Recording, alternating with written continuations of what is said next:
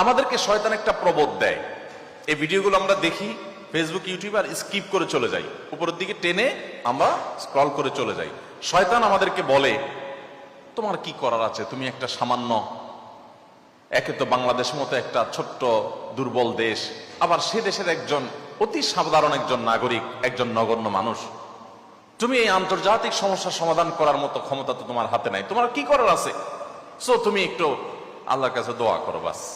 আমি একটু দোয়া করে ওটাকে স্কিপ করে আর একটা ঝাঁকানাকা কোনো ভিডিওতে আমি ডুবে যাচ্ছি। এই না আমাদের অবস্থা? আসলে কি তাই? আমি তো তা মনে করি না। এটা শয়তান আপনাকে মিথ্যা কথা বলে, আপনাকে মিথ্যা সান্ত্বনা দেয়। শয়তান বলে তোমার কিচ্ছু করার নাই। কে বলেছে আপনার কিছু করার নাই? আপনার যে কত কিছু করার আছে সেটা আপনি নিজেও ভাবেন নাই। আল্লাহ তাআলা আপনাকে জিজ্ঞাসা করবেন না তুমি সেখানে সামরিক শক্তি কেন পাঠাও নাই, কারণ সামরিক শক্তি আপনার হাতে নাই। আল্লাহ আপনাকে এটা জিজ্ঞেস করবেন না।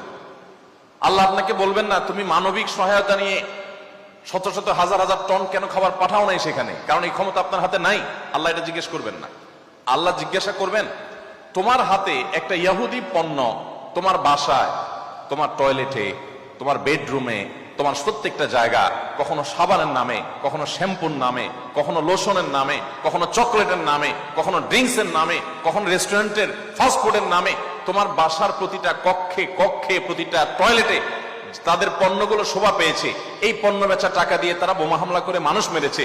তুমি শুধুমাত্র তাদের প্রতি সিম্পেথি দেখাতে পারতে, সেটা তো দূরের কথা, উল্টো বরং তুমি সেই বোমা হামলার সঙ্গে জড়িত।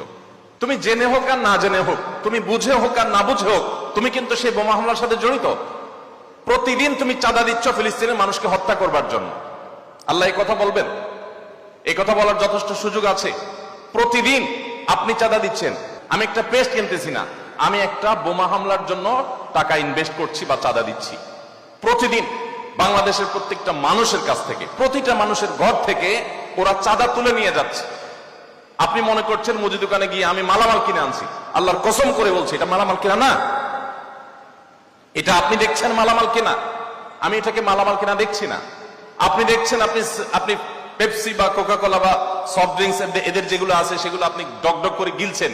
আমি দেখছি সেগুলা লাল কালারের ওই পেপসি না, এগুলো হলো ফিলিস্তিনের মানুষের রক্ত। আপনি দেখছেন সেগুলো হয়তো কোক, আমি দেখছি সেগুলো রক্ত। বাংলাদেশের মানুষ এরকম ভুলো জাতি পৃথিবীতে আরেকটা আছে কিনা আমি জানি না। আমরা খুব দ্রুততার সাথে ভুলে যাই। আমরা কাউকে মাথা তুলতেও দেরি করি না, আবার মাথা থেকে আছাড় দিতেও আমরা দেরি করি না। এটা আমাদের একটা দুর্বলতা। আমাদের এই দুর্বলতাটা আমাদের কাটিয়ে ওঠার চেষ্টা করা দরকার। আমরা কয়দিন খুব জোরে সোরে বয়কট করে এরপরে আবার আমাদের সবকিছু সয়ে যায়। এক ভাই খুব চমৎকার বলেছেন, আমরা মানিয়ে নিয়েছি শোক, আবার উদরে ঢালছি কোক। আপনি নামাজ পড়তেছেন, আপনি সিজদা করতেছেন, আপনি অনেক কিছু করতেছেন, দিন শেষে আপনি মুসলমানদের হত্যার সঙ্গে জড়িত। আপনি নিরীহ মা শিশুগুলোকে হত্যার সাথে জড়িত, আপনি জানছেনও না।